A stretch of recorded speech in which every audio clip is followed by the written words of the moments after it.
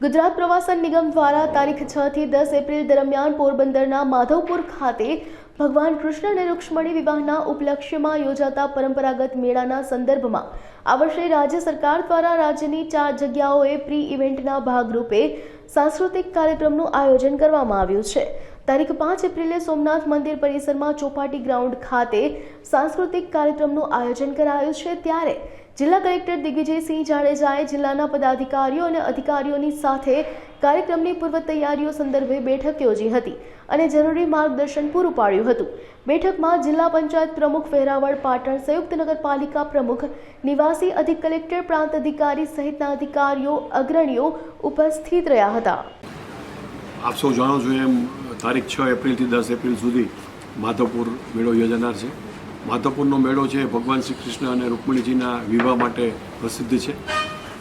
પ્રવાસન વિભાગ, રમતગમત વિભાગ, સાંસ્કૃતિક વિભાગ ના ઉપક્રમે આ કાર્યક્રમ યોજાનાર છે। તેમાં નોર્થ ઇસ્ટના આપણા જે રાજ્યો છે તેના કલાકારો અને આપણા ગુજરાતના કલાકારો છે એમાં ભાગ લેવાના છે અને ભગવાન શ્રી કૃષ્ણના લગ્નની તમામ વિધિઓ છે જે દર દિવસે થાય છે। 9 તારીખે ભગવાનનો વિવાહ ઉજવાય છે અને 10 તારીખે દ્વારકા ખાતે સત્કાર સમારંભ યોજવામાં આવે છે।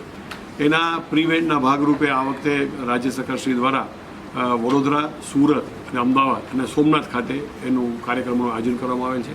આપણે ત્યાં સોમનાથ ખાતે સોમનાથ મંદિર નજીકની ચોપાટીના ગ્રાઉન્ડ ઉપર તારીખ 5ના રોજ સાંજે 7 કલાકે સાંસ્કૃતિક કાર્યક્રમનું આયોજન કરવામાં આવેલ છે।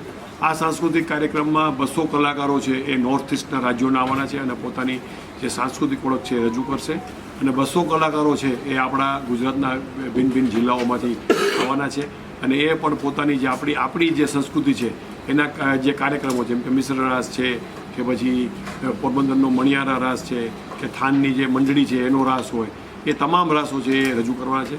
તો આ તકે મારી તમામ આપણા જે પ્રજાજનો છે એને અપીલ છે કે આ કાર્યક્રમમાં એક નવો જ આખો એક અભિગમ છે એટલે મોટી સંખ્યામાં ઉપસ્થિત થાય અને આ કાર્યક્રમ માણી અને જે કલાકારો આવે છે આપણા કલાકારો અને નોર્થ ઇસ્ટના કલાકારો એને પ્રોત્સાહિત કરે છે। વિનામૂલ્યે છે અને ખૂબ એક માન્ય વડાપ્રધાનનું સ્વપ્ન છે એક ભારત શ્રેષ્ઠ ભારત, એમ નોર્થ ઇસ્ટ એટલે આખો પૂર્વ છેડો થયો અને પશ્ચિમના આપણે છે તો એ બે સંસ્કૃતિનું સમન્વય છે અને જે એની સ્થાનિક જેમ કે અરુણાચલ પ્રદેશ છે, મિઝોરમ છે, નાગાલેન્ડ છે, ત્રિપુરા છે, એ બધા રાજ્યોની અને આપણા રાજ્યોને જે સાંસ્કૃતિક ઓળખ છે એનું પ્રદર્શન થવાનું છે।